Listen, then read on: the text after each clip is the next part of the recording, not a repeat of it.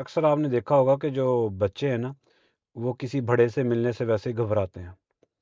اس کی ریزن مجھے جو محسوس ہوئی ہے کہ بچے سے جب بھی کوئی بڑا پوچھتا ہے نا حال چال کے بعد، تو کہتا ہے اسکول کیسا جا رہا ہے، کیا پڑھنا چاہتے ہو، کیا کرنے جاتے ہو، لائق ہو، کتنے نمبر لے کے آئے تھے۔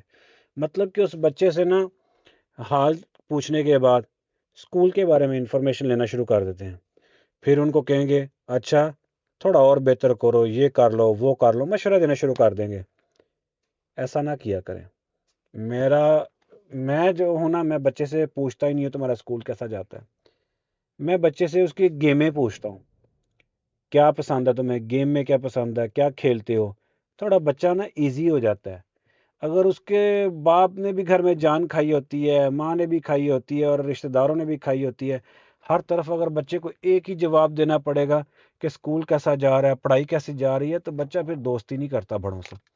تو اگر آپ چاہتے ہیں کہ بچہ جو سا گھل مل کر رہے یا آپ سے گپ شپ لگائے، تو بہتر یہ ہے کہ آپ بچے سے گیموں والی باتیں کریں، بچے سے بچوں والی باتیں کریں، سیانے نہ بنے۔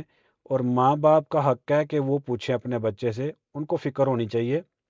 ماں باپ فکر کرتے ہیں۔ کسی بھی تیسرے بندے کو نا بچے کے ساتھ نا اوور نہیں ہونا چاہیے، مطلب کہ پڑھائی کے معاملے میں نا دخل اندازی نہیں دینی چاہیے۔ سب سے بڑھ کر بچے کے ماں باپ کو پتہ ہے کہ انہوں نے اپنے بچے کو پڑھانا ہے، اور کس طرح کی پڑھائی وہ کر رہا ہے، کتنا وہ ہوشیار ہے، کیسے وہ پڑھ سکتا ہے۔ تیسرا بندہ جو گھر کے باہر کا بندہ ہے، بے شک گھر میں بھی کوئی رہتا ہے نا، تو اس کو بھی جو ہے نا بچے کے اوپر سختی یا ایسے سوال نہیں کرنے چاہیے۔ یہ فرض ماں باپ کا ہے، یہ ماں باپ پہ ہی چھوڑ دیں۔ Thank you.